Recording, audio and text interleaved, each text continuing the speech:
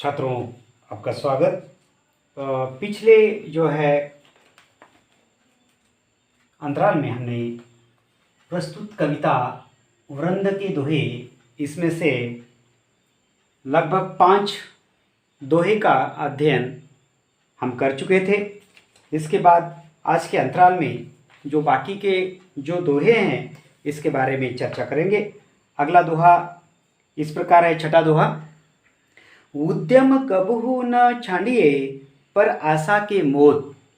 उद्यम कबहु न छांडिए पर आशा के मोद। गागरी कैसे फुरिए, गागरी कैसे फुरिए, उनयो देखी प्रयोद। उनयो देखी प्रयोद, इस प्रकार का ये दोहा है। इसमें जो शब्द कठिन शब्द आए इस प्रकार है। उद्यम, उद्यम यानी प्रयत्न, पर यानी दूसरा, गागर, गागर यानी घड़ा, उसके बाद फोरिए, फोरी का अर्थ है फोड़ना, प्रयोद, प्रयोद का अर्थ है बादल, और शब्द समूह है आशा के मोद। आशा के मोद का अर्थ है इस प्रकार कि दूसरे की आशा पर निर्भर रहना, दूसरे की आशा पर निर्भर रहना। इसको लेके यहाँ एक सच्ची बात बताना चाहते हैं प्रस्तुत दोहे के माध्यम से कवि यहाँ पे वृंद जी, कि देखिए, उद्यम कबहु न छांडिए पर आशा के मोद। अर्थ है ऐसा, भावार्थ इस प्रकार दिया जा सकता है कि उद्यम, उद्यम यानी प्रयास करना, प्रयत्न करना। कबहु मतलब कभी भी, कबहु मतलब कभी भी, ऐसा रनिंग नोट्स भी लिख सकते हैं। कबहु मतलब कभी भी। न छांडिए, न छांडिए मतलब छोड़िए, मतलब जो प्रयास करते हैं हम, तो प्रयास को कभी भी नहीं छोड़ना चाहिए। कार्य करते समय अपना प्रयास जो है, प्रयत्न करते रहना चाहिए, उसको कभी भी नहीं छोड़ना चाहिए। पर आशा के मोद, पर यानी दूसरे की, पर यानी दूसरा, आशा के मोद, दूसरे की आशा के ऊपर निर्भर होकर, मतलब दूसरा कोई मुझे मदद करेगा, सहायता करेगा, इस सोच विचार कर अपने प्रयास को कभी भी नहीं छोड़ना चाहिए। और तात्पर्य है कि इंसान जो है हमेशा प्रयत्न करते रहना चाहिए। कोई भी काम हम अपने बलबूते पर करना चाहिए, किसी दूसरे की सहायता की कोई अपेक्षा नहीं रखना चाहिए। जिस प्रकार उदाहरण देते हैं, गागरी कैसे फुरिए, उनयो देखी प्रमोद, प्रयोद, सॉरी, उनयो देखी प्रयोग, मतलब गागरी है, गागरी मतलब घड़ा। बादल को वर्षा होने वाली है, भरे हुए बादलों को देखकर, है ना, कोई घड़ा फोड़ता है क्या? क्या बादल की, इसका घड़े की क्या जरूरत, आप वर्षा होने वाली है, पानी बहुत मात्रा में मिलने वाला है, इस घड़े की, गगरिया की क्या जरूरत है, ऐसा करके उसको फोड़ देते हैं क्या? ये फोड़ना जो है ये मूर्खता होगी, है ना। बादलों को देखकर अपनी भरी हुई जो गगरिया है, तो बादल बरसेंगे ही, बारिश होगी ही, ये सोचकर अपने पास की जो गगरिया है उसको फोड़ देना, ये मूर्खता होगी, कोई जो है होशियारी नहीं होगी। इसी बात को लेकर कहते हैं कि किसी दूसरे के भरोसे हम जो भी काम करेंगे उसमें हम सफल नहीं होंगे, हम सुचिरभूत नहीं होंगे। इसलिए कवि कहते हैं अपने बलबूते पर कोई भी काम करना चाहिए, किसी दूसरे की आशा के मोद, दूसरे की आशा पर जो है हम कोई कार्य नहीं करना चाहिए, वह सफल नहीं होता। जो भी कार्य हम अपने बलबूते पर करते हैं वह नीचे ही वह जो है सफलता की ओर जाता है। यही संदेश प्रस्तुत दोहे के माध्यम से यहाँ कवि हमें बताना चाहते हैं। आगे का दोहा देख लेंगे, 7वां दोहा। कछु कही नीच न छड़िए, भलो न वाको संग। पाथर डारो खींच में, उछरी बिगारो अंग। इस प्रकार से कहते हैं, पाथरो डारो कीच में, उछारी बिगारो अंग। भावार्थ देखने से पहले शब्दार्थ देखेंगे। इसमें पहला है नीच, नीच यानी निकृष्ट या असभ्य व्यवहार करने वाला। नीच। नीच छड़े मतलब नीच को नहीं छेड़ना चाहिए, उसके साथ बहस नहीं करना चाहिए। डारे मतलब डालना, कीच मतलब कीचड़, संग, संग का अर्थ है साथ, पाथर मतलब पत्थर, पाथर मतलब पत्थर, भलो, भलो का अर्थ भले अच्छे लोग, भलो मतलब भले या अच्छे लोग। तो इस पद का अर्थ देखेंगे, पहले उदाहरण समझ लेंगे बाद में अर्थ। पाथर डारी कीच में उछेरी बिगाड़ो अंग। हमारे यहाँ बोलते हैं, क्या बोलते हैं कि बिना वजह जो है कीचड़ में पत्थर डालना, कहावत भी है, कहते हैं लोग, ये बात ठीक नहीं है। कीचड़ में पत्थर डालने से क्या होगा, वह गंदा कीचड़ है ना उड़कर हमारे कपड़े को, हमारे शरीर को जो मैला करेगा, है ना, वही बात कही है यहाँ पे। पाथर डारे कीच में, पत्थर कीचड़ में डालते ही, है ना, वह क्या होता है, उछलकर उड़कर जो है हमारा ही शरीर जो है गंदा कर देता है। ठीक उसी प्रकार समाज में भी ऐसे कई लोग हैं, जो आगे कहा है पहली पंक्ति में देखिए, कछु कही नीच न छेड़िए। कछु कही मतलब कुछ कह के, नीच न छेड़िए, नीच को नहीं छेड़ना चाहिए, कुछ कह के। नीच, असभ्य या निकृष्ट लोग जो होते हैं, बुरे लोग, दूसरों के बारे में बुरा बुरा सोचने वाले ऐसे लोग, झगड़ालू लोग, मनमुटाव रखने वाले ऐसे लोग, दूसरों को पीड़ा देने वाले ऐसे लोग, उनको नहीं छेड़ना चाहिए। क्या होगा ऐसा करने से, उनको छेड़ने से क्या होगा, भलो न वाको संग, भले व्यक्ति को ऐसे व्यक्ति का संग नहीं करना चाहिए, है ना। जो असभ्य व्यवहारी लोग हैं, जो झूठमूठ का सहारा लोग लेते हैं, जो ऐसे असभ्य लोग हैं, ऐसे लोगों के इसमें उसका साथ भी रहना ये बेकार की बात है, ये हमारे पर बस की बात नहीं है, ये हमें भी जो है मूर्ख बनाते हैं। ये बात यहाँ समझाने का प्रयास करते हैं। जिस पर कीचड़ में पत्थर फेंक कर जो है उछल कर वो हमारा ही शरीर को गंदा कर देता है, उसी तरह, है ना, असभ्य व्यक्ति से की गई बहस, उससे कोई भी झगड़ा करे, बहस करे, तो परिणाम स्वरूप हमारा है उसमें से नुकसान हो जाता है। इसीलिए यहाँ पे कवि जो है समझाना चाहते हैं, क्या समझाना चाहते हैं कि जो है समझदार व्यक्ति को, भले व्यक्ति को, अच्छे व्यक्ति को जो है ऐसे नीच व्यक्ति के जो है उसके संगत में नहीं पड़ना चाहिए, उसके साथ कोई बहस नहीं करना चाहिए, नहीं तो क्या होगा, हमारी ही बर्बादी होगी, अपना बर्बाद होगा, अपना ही नुकसान होगा। इसीलिए ऐसे लोगों से दूर रहने के लिए मानो प्रस्तुत दोहे के माध्यम से यहाँ वृंद जी हमें एक प्रकार का यहाँ उपदेश देते हैं।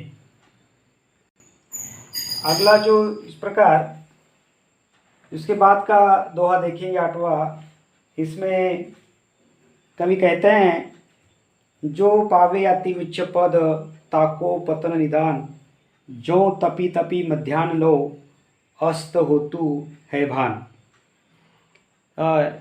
इसका भावार्थ देखने से पहले हम इसमें जो आए हुए जो भी शब्द है उस पर चर्चा करेंगे। पावे, पावे मतलब मिलना, पावे का अर्थ है मिलना, पावे मिलना। उसके बाद ताको उसका, ताको ने उसका।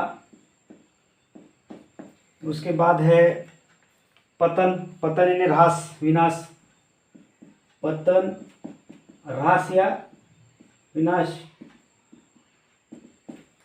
उसके बाद है मध्याह्न यानी दोपहर, मध्याह्न यानी दोपहर। अस्त यानी डूब जाना, अस्त यानी डूबना या नष्ट होना। उसके बाद है अगला शब्द भानु, भानु, भान यानी सूर्य, भान या भानु, सूर्य या भान दिया है, भान यानी सूर्य, भानु भी कहते हैं। तो इस प्रकार ये इसमें शब्द आए हुए हैं, इसमें चर्चा करेंगे हम।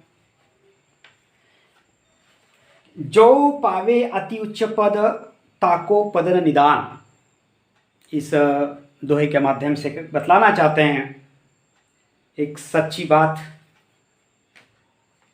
बतलाना चाहते हैं कि समाज का नियम है कि परिवर्तनशील जो है, ये समाज कैसा है, परिवर्तनशील है। जो भी बातें होती है वो उसमें से परिवर्तन जो है होते ही रहता है। वही बात समझाने का प्रयास प्रस्तुत पदों के माध्यम से यहाँ कवि ने हमें समझाया है कि जो भी बात हम पाते हैं, जो भी उच्च पदस्थ पद हम पाते हैं, वह उसका जो है ह्रास होने ही वाला है।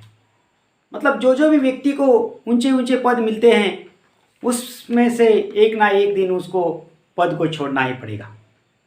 ऐसा नहीं है कि अमुक व्यक्ति ने एक पद जो है उसको मिला और जो है मरने तक वही पद मिला, ऐसा नहीं होता। वो पद से वो उसको छोड़ना चाहिए।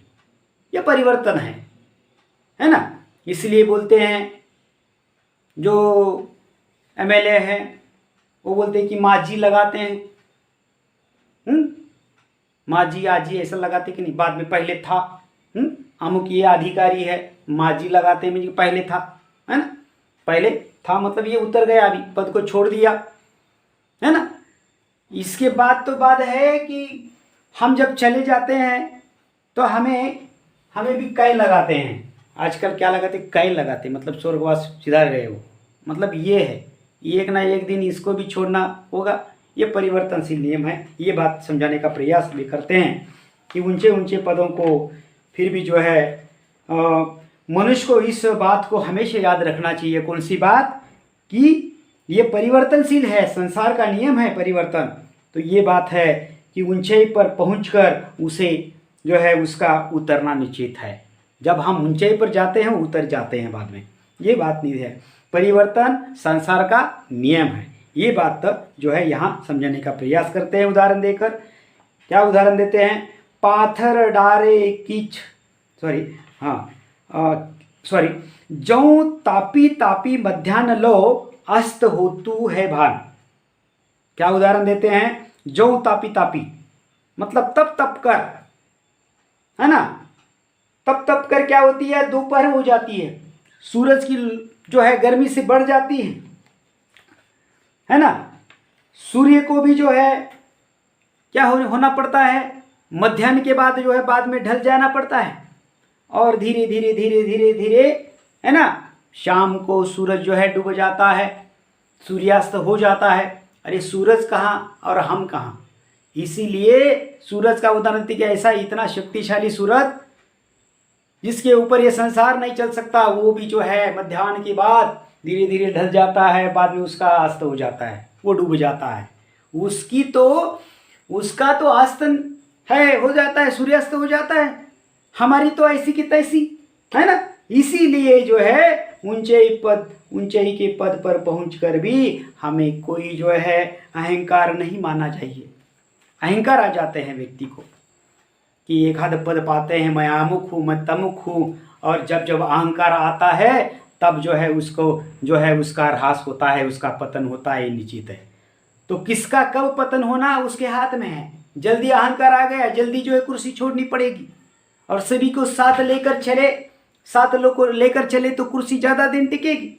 नहीं तो सब जो है नाराज हो गए और इधर उधर झगड़े लग गए तो तुम्हारी कुर्सी भी जो है एक दिन डगमगाई जाएगी। इसीलिए साथ जो है, जो ऊंचाई पद पर जो बड़े बड़े अधिकारी होते हैं वे जो है सभी को साथ लेके चलते हैं, अहंकार को नहीं साथ रखना है। और हम जो सूरज का एक जो है समय ऐसा होता है कि वह भी सूर्यास्त हो जाता है, डूब जाता है, तो हम कैसी हस्ती है, तो हमारा भी अधपतन निश्चित है। इसीलिए ऊंचे पद पर रहकर ठीक ठाक से रहे, अहंकार विरहित रहे, ये बात यहाँ जो है बताने का प्रयास प्रस्तुत दोहे के माध्यम से यहाँ कवि ने हमें समझाने का प्रयास किया है। आगे देखिए छात्रों, अगला दोहा है 9वां दोहा। जो जाको गुण जानही सौ तिहि आदर देत, कोकिल अम्बही लेत है काग निबोरी लेत। इसका भावार्थ देखने से पहले हम इसमें से शब्द आए हैं। जाको, जाको मतलब जिसका, तिही, तिही मतलब उसको, आदर, आदर मतलब सम्मान, अम्ब, अम्ब मतलब आम का पेड़, निमरी, निमरी मतलब नीम का पेड़ जो कड़वा होता है, काग, काग मतलब कौवा, और उसके बाद है कोकिल, कोकिल तो जानते हैं कोकिला जो है ना। तो यहां पर समझाने का प्रयास करते हैं प्रस्तुत दोहे के माध्यम से कि संसार का नियम है, जो जैसे काम करता है, जैसे गुण होते हैं वैसे उसको सम्मान उसको वैसा मिलता है। मतलब लोग जो है चमत्कार को नमस्कार करते हैं, बराबर, जैसे गुण है उसके हिसाब से वैसा बर्ताव रखते रहते हैं। वही बात समझाने का प्रयास यहाँ पर कवि करते हैं। यहाँ कहा है, देखिए, जो जाको गुण जानही सो तिही आदर देत, कोकिल अम्बही लेत है काग निबोरी लेत। यहाँ पर बताते हैं जो जाको गुण जानी, लोग जो है जैसे जैसे गुण जानते हैं वैसा वैसा आदर मतलब सम्मान देते हैं। ये व्यक्ति फला ऐसा है, फला व्यक्ति के अंदर ऐसे ऐसे गुण है, तो हम उस व्यक्ति के सामने नहीं झुकते, बल्कि उस व्यक्ति के अंदर जो गुण होते हैं, अच्छे गुण, उनके उन गुणों के सामने हम नतमस्तक हो जाते हैं। वही बात समझाने का प्रयास करते हैं, है ना। अच्छे गुणों की कदर होती है, बुरे गुणों को जो है ठुकराया जाता है। ये भी बात यहाँ पे बताने का प्रयास करते हैं। टिट फॉर टैट, अंग्रेजी बोलते हैं कि टिट फॉर टैट, जैसे को वैसा, टिट फॉर टैट, जैसे को बोलता, अच्छे गुणों की कदर हो जाती है। उदाहरण देते हैं, कोकिल अम्बही लेत है काग निबोरी लेत। कोकिल अम्बही लेत, कोकिला अपने अच्छे गुणों के कारण, कोकिल जो पंछी होता है अच्छे अच्छे गुणों के कारण जो गाती रहता है, सुरीली होती है, इसीलिए वो आम के पेड़ पर बैठ के मीठे मीठे आम का स्वाद लेता है। लेकिन दूसरी उल्टे, काग निबोरी लेत, काग कौवा, कौवा कैसा होता है ना? कौवा काला को, बाहर से भी काला अंदर से भी काला कौवा, अंदर भी बुरे गुण है, दिखने में भी कोई अच्छा नहीं है, दूसरों को भी बारे में विचार सोच नहीं अच्छी नहीं करता, यह ऐसा कौवा। उसके नसीब में जो है नीम का पेड़, निम्बोरी, नीम को निम्बोरी लगती है, वही खा लेता है ना, और उसमें ही समाधान जो है प्राप्त होता है।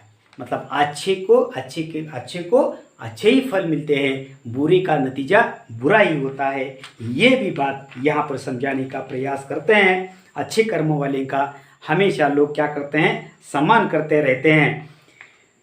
जैसे कर्म होते हैं वैसे व्यक्ति को फल मिलते रहते हैं। और इस हिसाब से उदाहरण देते हैं कि कोयल अपनी मधुर ध्वनि के कारण आम के पेड़ उसको उसके नसीब होता है, तो कौवे को उसकी कर्कशता के कारण, उसके आवाज़ नहीं होता, सुर भी नहीं होते, उसके गुण भी अच्छे नहीं, देखने को भी अच्छा नहीं होता, उसके कारण उसको नीम का फल, निम्बोड़ी उसके नसीब में वही खा लेता है और समाधान जो है पा लेता है। यही बात समझाने का प्रयास प्रस्तुत दोहे के माध्यम से या वृद्ध जी ने हमारे सामने रखा हुआ है।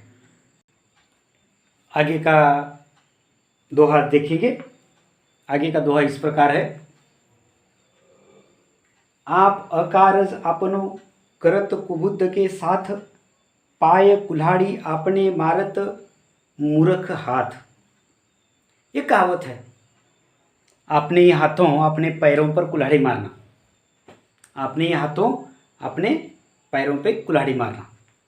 इसका अर्थ ऐसा है कि अपने हाथों अपना नुकसान करा लेना, या अपने हाथों अपने पैरों पे पत्थर मारना, वही है, मतलब अपने हाथों से अपना नुकसान करा लेना। ये बात जो है जल्दबाजी में जो करते हैं उनका नुकसान होता है। प्रस्तुत जो है ये दोहे के माध्यम से यहाँ कवि समझाना चाहते हैं। देखिए, आप अकारज आपनु, मतलब खुद जो है, अकारज मतलब अकारज का अर्थ है अकारण, है ना, आपनो यानी खुद ही, अकारण, करत कुबुद्ध के साथ, मतलब अविवेकी व्यक्ति जो कुबुद्ध होता है ना, जो जो निर्बुद्ध होता है, अविवेकी जो होता है, वह बिना समझे सोचे कार्य करता है, जल्दबाजी करता है और उसका नुकसान होता है, वो उसको धोखा मिलता है। मतलब कोई सोचता नहीं है और जो है काम करते रहता है, तो उसको धोखा ही मिलेगा, उसका नुकसान ही हो जाएगा। बिना सोचे समझे मूर्ख जो है जल्दबाजी में जो काम कर लेता है उसका नुकसान होता है। जैसे जैसे कहा है कि कहते हैं कि पाय कुल्हाड़ी आपने मारत मूर्ख हाथ। मूर्ख जो होता है वह अपने हाथों से अपने ही पैर पे जो है क्या करता है, कुल्हाड़ी मारता है। कई लोग ऐसे होते हैं, क्या होते हैं, देखो इस हाथ ने ऐसा किया, बल्कि इस हाथ से उस हाथ को मारते हैं, ये मूर्ख होते हैं। अरे इस हाथ को जो है आगे आज्ञा देने वाला तू ही है। तो सोचे बगैर सोचे समझे जो काम करते हैं ऐसे निर्बुद्ध लोग, वे अकारण ही खुद को जो है क्या करते हैं, नुकसान की तरफ ले जाते हैं। इसीलिए उसको कहते हैं कि अपने पैरों क्या करना है, कुल्हाड़ी मार लेना है। इसी के हिसाब से यहाँ प्रस्तुत पद के सामने ये बात सामने रखी है, कोई भी कार्य सोच समझ कर ही करे।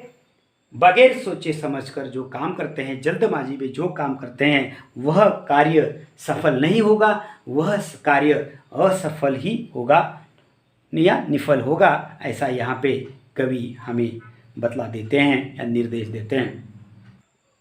छात्रों, अब इस कविता का जो है अंतिम जो दोहा रह चुका है, इसको देखेंगे।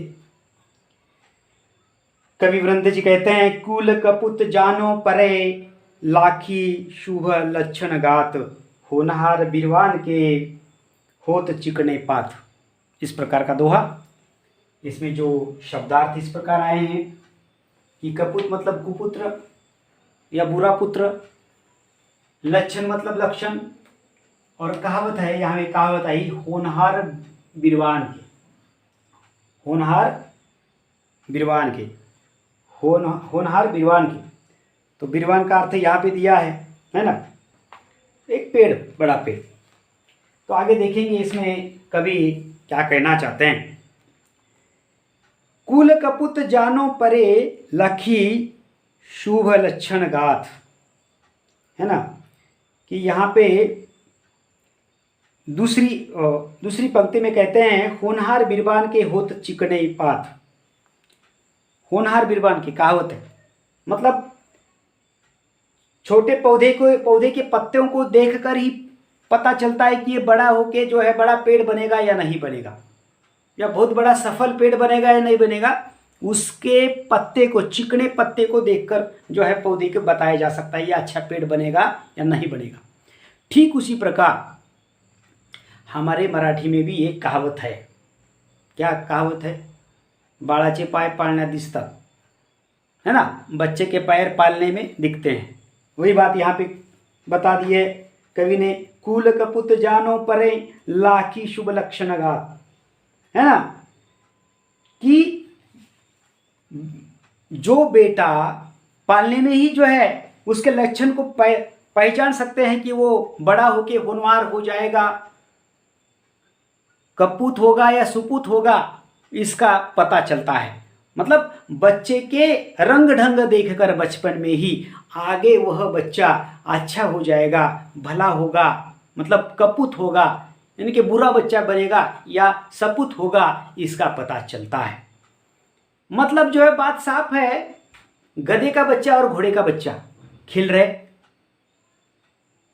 होशियार आदमी तो बराबर समझ आएगा ये बड़ा बन के कौन, गधे का बच्चा, ये घोड़ा नहीं बन सकता, ये गधे का बच्चा बड़ा बन के क्या होगा, गधा ही, और जो है किसी गंदगी में ही जो है ये ऐसा करने वाला है।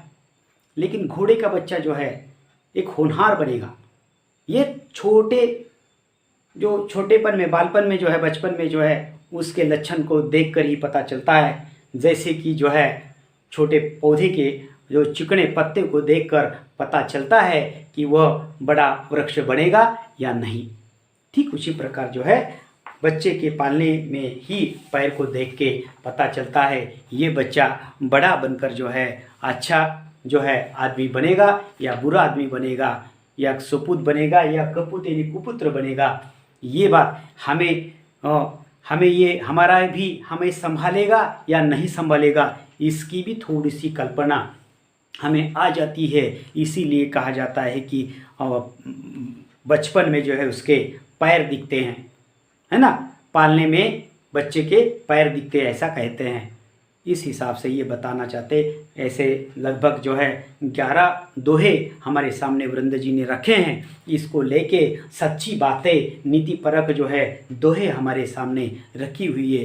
ये सही अर्थ से जो है हमारे जीवन का एक सच्चाई जो है बताने के लिए सार्थक हो जाती है। तो यहाँ हमारे जो है पूरी की पूरी कविता जो है पूरी के पूरे 11 दोहे समाप्त हो जाते हैं। इस वीडियो को देख लेना और समझ लेना कि कुछ अगर दिक्कत है तो हमारी कक्षा में जो है जो कमेंट्स बॉक्स है उसमें से लिखकर जो है इस पर आप पूछ सकते हैं कि कौन सा जो है दोहा आपको समझ में नहीं आया, क्या दिक्कत है, इस पर सवाल पूछ सकते हैं। कोई बात नहीं है, बिना हिचक के मैंने जो कमेंट्स बॉक्स दिया है उस पर चर्चा भी आपकी हो जाएगी। तो यहाँ हम ठहरते हैं। धन्यवाद।